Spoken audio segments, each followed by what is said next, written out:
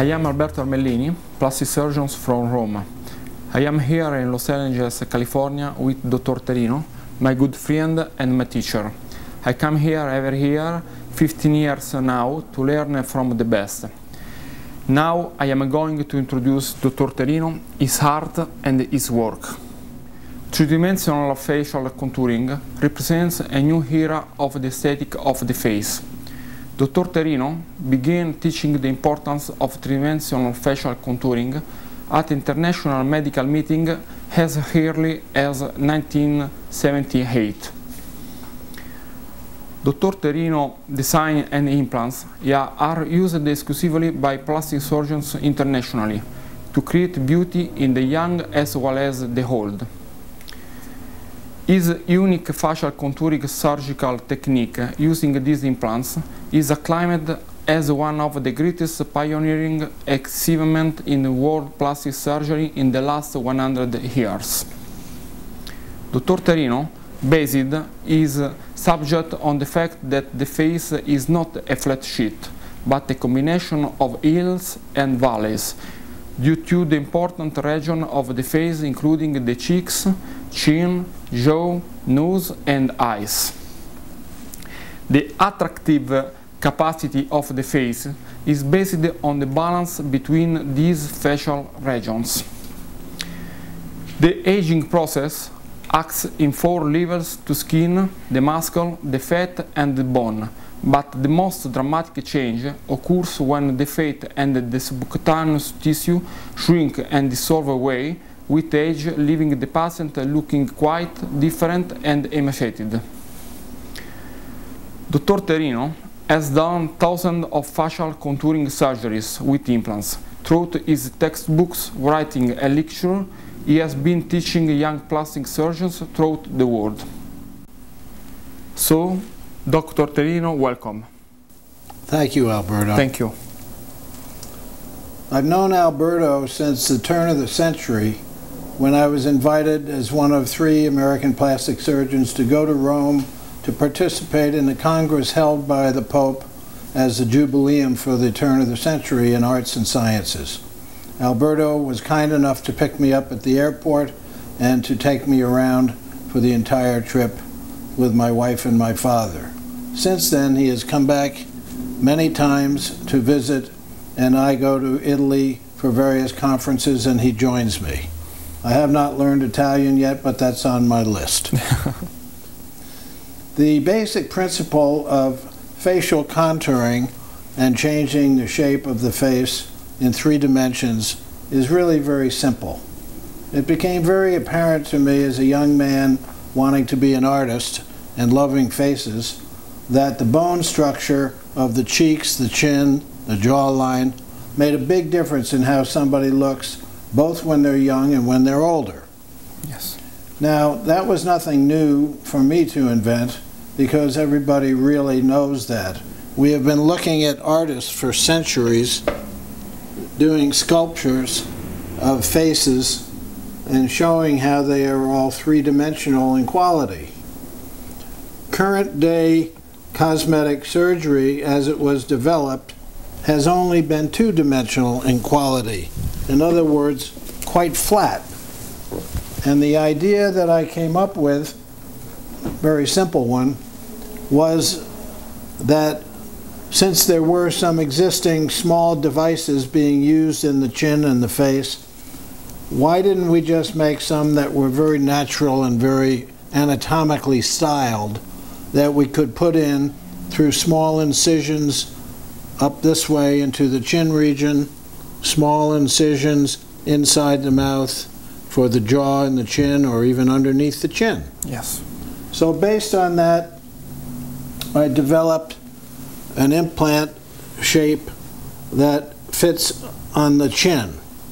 That shape can be changed, and I developed several different shapes and several different sizes that would give somebody a selection of the shape and size chin they would like. Hold that for me a moment. Thank you. Then we developed an implant that fits along the jawline and will give somebody a squareness and if you use the two together, we'll build an entire jawline. That becomes very powerful in giving somebody a strong face, whether it's male or female. That type of face is becoming more and more popular today and considered very beautiful. Thirdly, we developed an anatomic shape of a cheek implant that fits right on the bone. Once again, it has several sizes and shapes and will make a big difference in how somebody looks when they're young and when you get older and you start to lose the fat and the shape in here. It gets all sunken in. You can put the implant even a little lower to give a fullness in the face. And that's all there is to that simple process.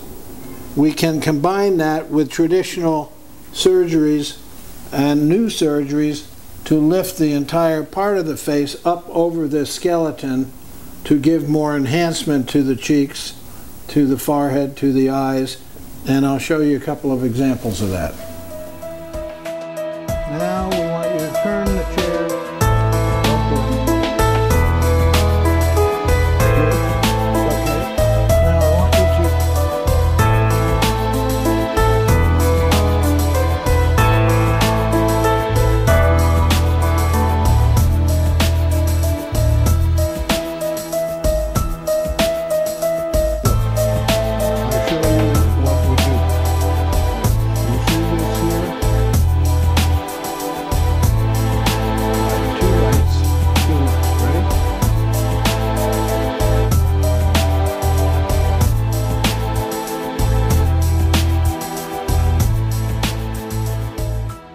Here we have a young Persian male. He had a rhinoplasty which made his nose too small for his face. The reason is because he has a very weak chin, and the surgeon tried to make the nose small enough to balance with the chin. However, it did not work. We had to build his nose back up again with cartilage from inside his nose. We had to build up his entire jaw and chin with facial implants that have the natural anatomic design, and at the same time tighten the muscles under the neck and take out the fat. As you can see, we have now made him into quite a handsome man for the rest of his life. This 50-year-old Czechoslovakian female doctor looks somewhat tired around the eyes and the upper face. We made her look much, much better by doing a upper and mid-facial lifting procedure, lifting up the outside of the eyebrows, shaping the eyes into a beautiful almond shape, and lifting all the soft tissues up to the top, at the same time inserting some implants into the cheek and even a chin implant to give more definition into the chin. In this way, we could create beauty for an aging person that will last the rest of their life.